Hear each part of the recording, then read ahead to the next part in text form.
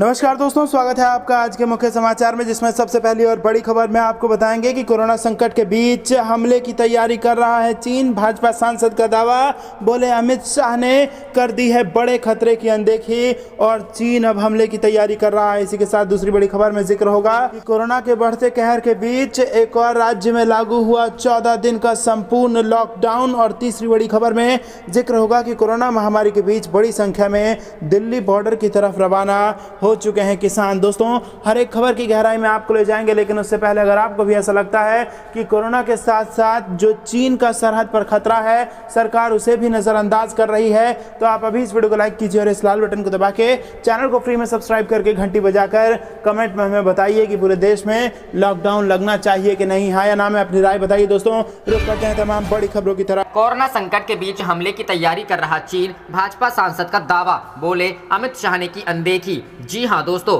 भाजपा सांसद डॉक्टर सुब्रमण्यम स्वामी ने दिखाते हुए कहा है कि मुसीबत की इस घड़ी में चीन ने अपनी सेना पीएलए के अतिरिक्त कुमुक वास्तविक नियंत्रण रेखा के पार लद्दाख में भेज दी है ताकि भविष्य में वह हमला कर सके।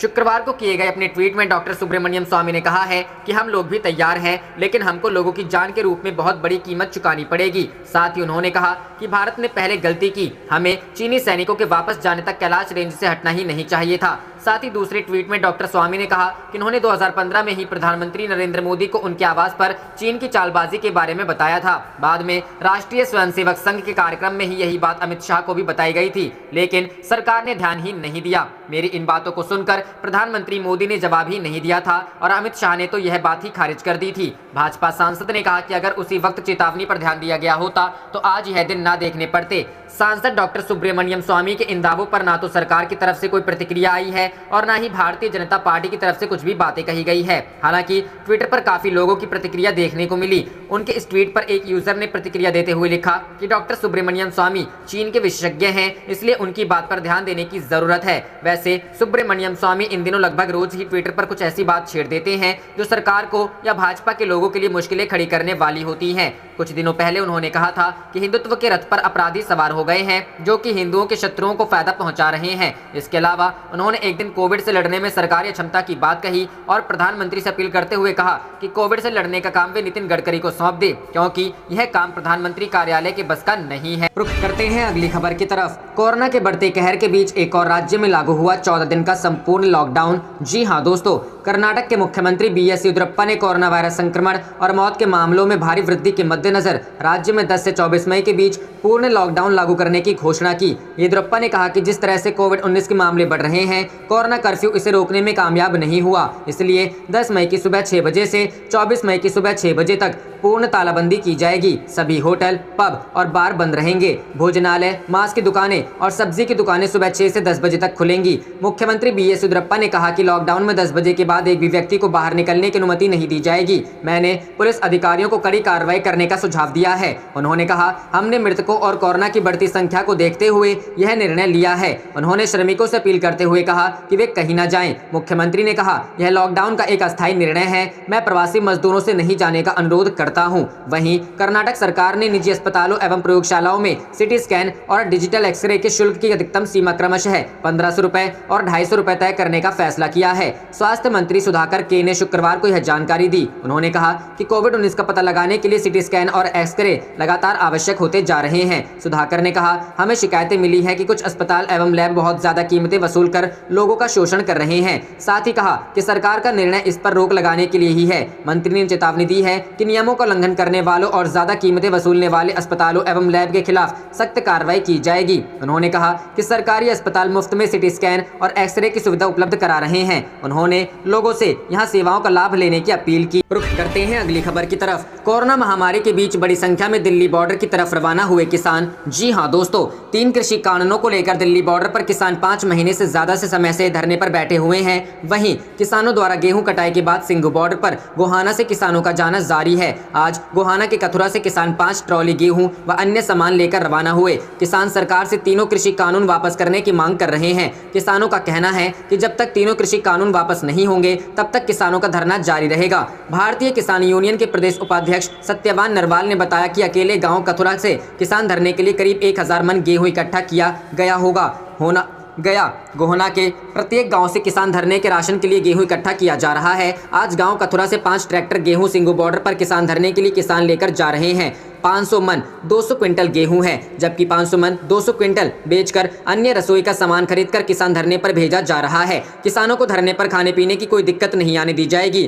किसान मजबूरी में धरने पर बैठे। किसानों की मांग तीनों कृषि कानूनों को वापस करे और एमएसपी पर कानून बनाए। कोरोना के नाम पर सरकार भय का माहौल पैदा कर रही है। बंगाल में चुनाव थे तब कोरोना नहीं था क्या? जहां पर चाहते हैं वहां पर कोरोना दिखा दे रहे हैं। कोरोना से किसान धरने पर किसी भी किसान की मौत नहीं हुई है। वहीं अन्य किसानों ने भी कहा कि सरकार कहती थी कि किसान के गेहूं की पेमेंट 24 घंटे में आ जाएगी, मगर 1 महीना हो गया है, किसानों के खाते में कोई पैसा नहीं आया है। किसान मजबूरी में धरने पर बैठे हुए हैं। रुख करते हैं अगली खबर की तरफ। आपदा में कमाई कर रही केंद्र सरकार, राजस्थान सरकार का आरोप। 3.75 करोड़ वैक्सीन पर 56 करोड़ रुपए जीएसटी वसूला। जी हां दोस्तों, राजस्थान में 18+ युवाओं के वैक्सीनेशन में भी केंद्र सरकार कमाई का अवसर नहीं छोड़ रही है। राजस्थान में 18 साल से 44 साल की आबादी के वैक्सीनेशन के लिए सीरम इंस्टीट्यूट से खरीदी जा रही वैक्सीन पर केंद्र सरकार 5% वसूल रहा है। पहली खेप में 3.75 करोड़ वैक्सीन डोज का ऑर्डर सीरम इंस्टीट्यूट को दिया गया है। हर डोज पर केंद्र सरकार 15 रुपए का टैक्स वसूल रही है। पहली खेप की डोज पर ही 56 करोड़ से ज्यादा की जीएसटी चुकानी पड़ रही है।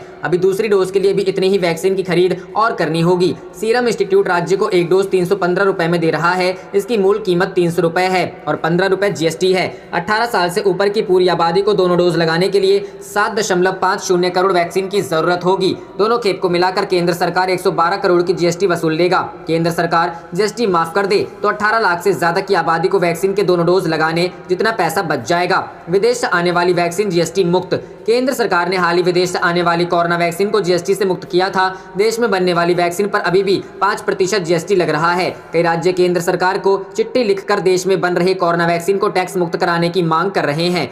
कांग्रेस ने कहा केंद्र सरकार के सामने मुद्दा उठाएंगे। स्वास्थ्य राज्य मंत्री सुभाष गर्ग ने भास्कर से कहा कि हमने केंद्र से फ्री वैक्सीनेशन की मांग रखी थी लेकिन नहीं मानी। राज्य सरकार प्रदेश के 18 से 44 साल की आबादी के वैक्सीनेशन का पूरा खर्च उठा रही है।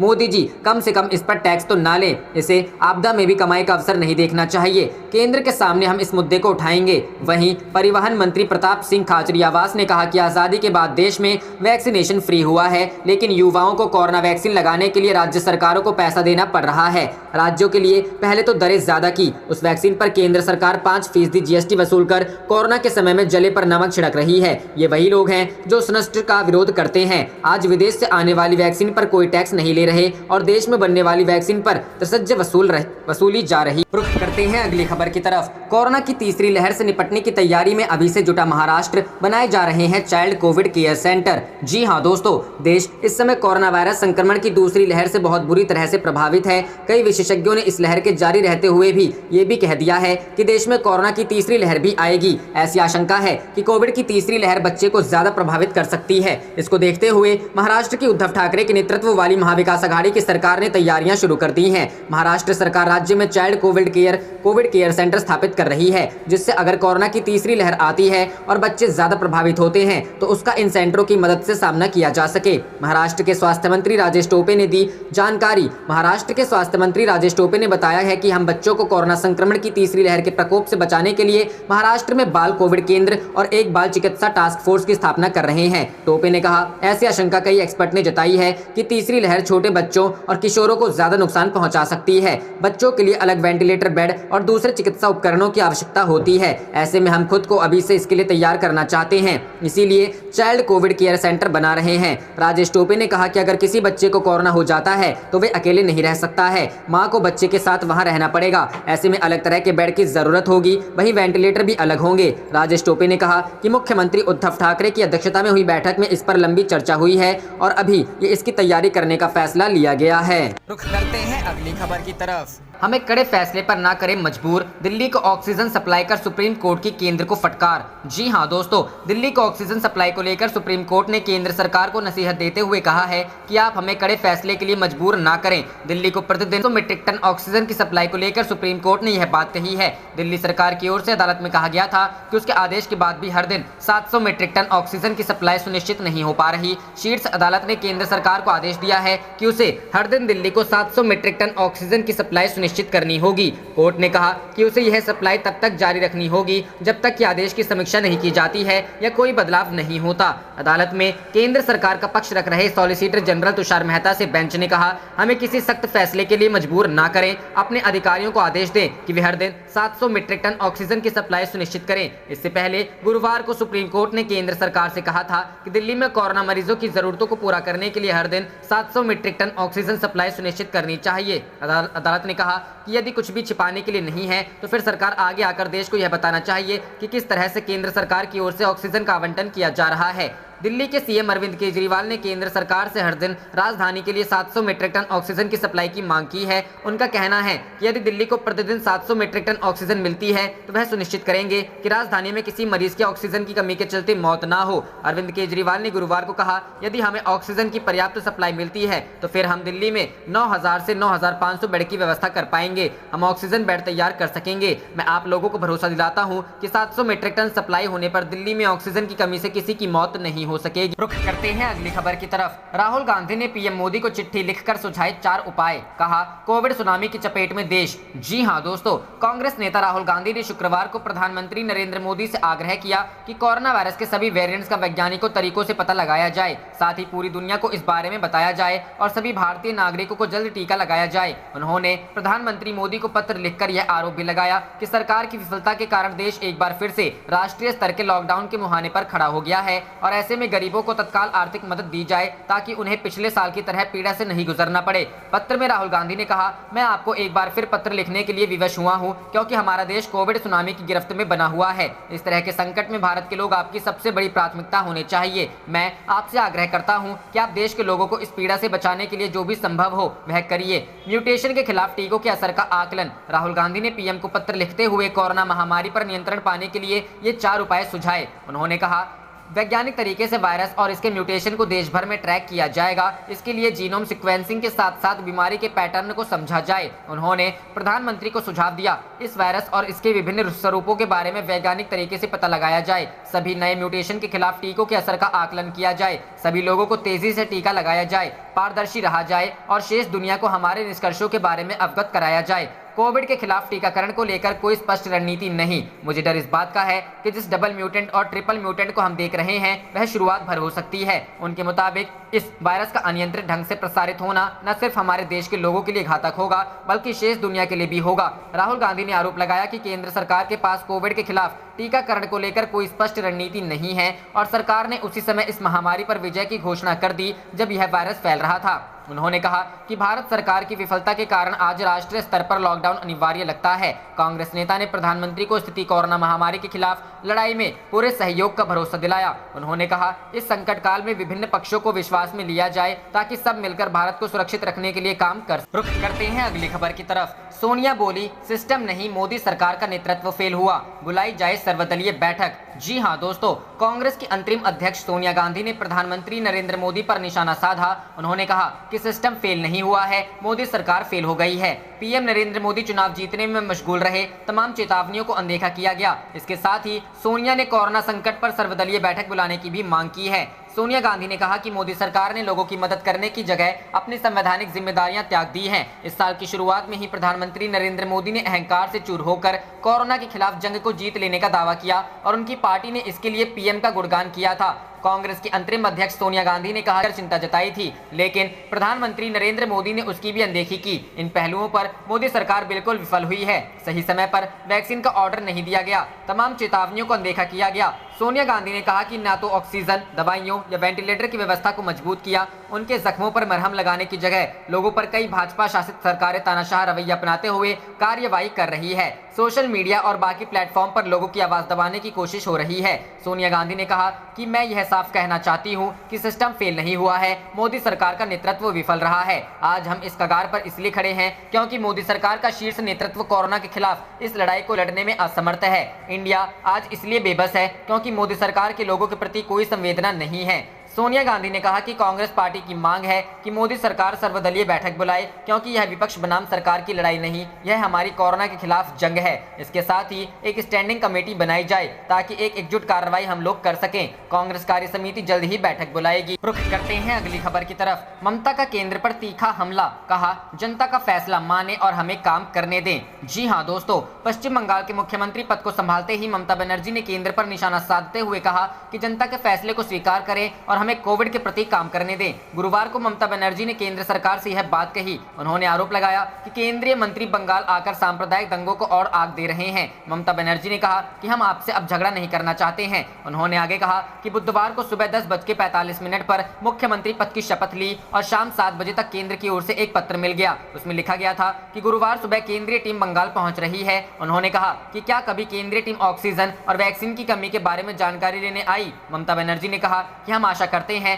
कि केंद्रीय टीम हाथरस सामूहिक दुष्कर्म के मामले और दिल्ली उत्तर प्रदेश में हुई हिंसा के मामले में भी इतनी तेजी दिखाती। ममता बनर्जी ने चुनाव नतीजों के बाद हिंसा में मारे गए 16 लोगों के परिवारों को 2 लाख रुपए देने का ऐलान किया है। ममता बनर्जी ने आगे कहा कि मैं जानती हूं कि इन पैसों से उनका अपना वापस नहीं आ सकता, लेकिन इससे परिवार को थोड़ी राहत जरूर मिलेगी। मृतकों में एक संयुक्त मोर्चा से थे और बाकी भाजपा और टीएमसी के समर्थक थे। ममता बनर्जी ने केंद्र सरकार और भारतीय जनता पार्टी से अपील की कि अच्छे विचारों को साझा करें। उन्होंने बताया कि मौजूदा समय में बहुत सारे फर्जी वीडियो सर्कुलेशन में हैं। ममता बनर्जी ने कहा कि भारतीय जनता पार्टी के सभी मुख्यमंत्री मेरे खिलाफ बोल रहे हैं। उन्होंने कहा कि असम के भाजपा नेताओं का कहना है कि बंगाल को रस्त होकर लोग असम में आते हैं। हालांकि इस पर ममता बनर्जी का कहना है कि जब भी असम में कुछ बवाल मचता है तो वहां के लोग बंगाल की तरफ दौड़ते हैं। ममता बनर्जी ने कहा कि कूच बिहार में भाजपा ने सबसे ज्यादा सीटें जीती है। ममता बनर्जी ने कहा कि जहां भाजपा जीती है वहीं सबसे ज्यादा हिंसा हुई है। रुख करते हैं अगली खबर की तरफ। इंडियन रेलवे 30 जून तक 28 ट्रेनें हुई रद्द, रेलवे ने किया ट्वीट। जी हां दोस्तों,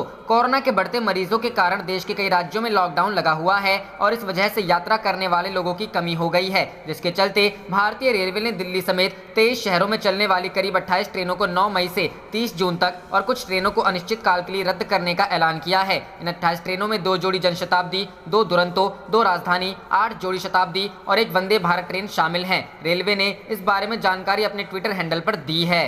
रुख करते हैं अगली खबर की तरफ। कोरोना दूसरी लहर का कहर, तीसरी का डर, क्या संपूर्ण लॉकडाउन लगाएगी मोदी सरकार? जी हां दोस्तों, भारत में कोरोना की दूसरी लहर तबाही मचा रही है। ऐसे में क्या भारत सरकार संपूर्ण लॉकडाउन लगाने को लेकर विचार कर रही है? केंद्रीय स्वास्थ्य मंत्रालय द्वारा ऐसी किसी भी संभावना से इनकार नहीं किया गया है। नीति आयोग के सदस्य वीके पॉल ने बुधवार को प्रेस कॉन्फ्रेंस में कहा कि नेशनल लॉकडाउन के ऑप्शन पर भी चर्चा चल रही है। वीके पॉल का बयान इसलिए भी अहम है क्योंकि वह नेशनल कोविड-19 टास्क फोर्स के हेड हैं। अगर उनके पूरे बयान को देखें तो उन्होंने कहा है कि ताज़ा हालात को लेकर एडवाइजरी जारी की गई है। साथ ही अगर पाबंदियों की बात करें तो अगर सख्त पाबंदियों की जरूरत पड़ती है तो हमेशा ऑप्शन पर चर्चा होती है। ऐसे भी जिन फैसलों की जरूरत पड़ेगी उन्हें लिया जाएगा। बुधवार को प्रेस कॉन्फ्रेंस में नीति आयोग के सदस्य ने कहा कि राज्य सरकारों को पहले ही स्थानीय स्थिति के आधार पर 10% से अधिक पॉजिटिविटी रेट के आधार पर जिलावार पाबंदियां लगाने की सलाह दी गई है। देश में संपूर्ण लॉकडाउन को लेकर तब चर्चा हो रही है जब कई राज्य अपने यहाँ पहले ही lockdown, curfew, night curfew, weekend lockdown जैसे कदम उठा चुके हैं।